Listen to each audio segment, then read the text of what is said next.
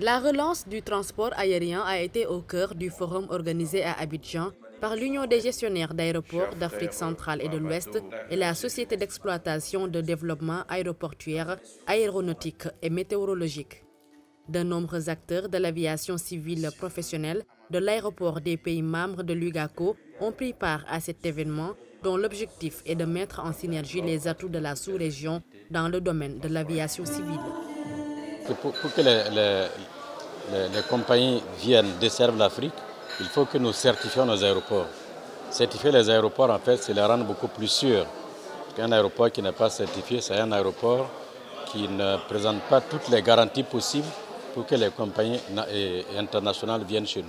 Selon les acteurs, la pandémie de Covid-19 a eu un impact important sur les compagnies de transport aérien. Il était temps alors pour eux de se réunir et faire un état des lieux dans le but de trouver des solutions efficaces de sortie de crise. Nous étions en pleine ascension avec une augmentation de plus de 136% du nombre de passagers entre 2018 et 2019 quand nous avons été frappés de plein fouet par cette pandémie.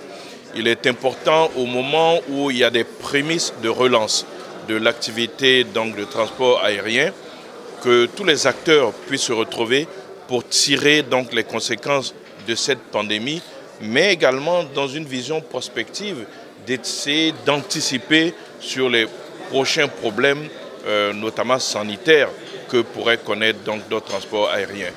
En outre, le directeur général de la SODEXAM, Société d'exploitation et de développement aéroportuaire, aéronautique et météorologique, s'est réjoui de la pertinence des conclusions de ce forum qui vont contribuer au rayonnement de l'Union et à la relance du transport aérien en Côte d'Ivoire.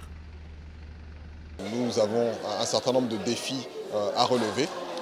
Le secrétaire exécutif de l'UGACO a mentionné tout à l'heure la question de la certification de nos aéroports et nous en Côte d'Ivoire, nous sommes engagés à doter notre pays sous l'impulsion du ministre des Transports Amadou Koné d'un deuxième aéroport international après celui d'Abidjan, en l'occurrence celui de Boaké. Nous avons lancé ce chantier et nous espérons que dans un horizon de 3 à 4 ans, Boaké sera certifié en qualité d'aéroport international.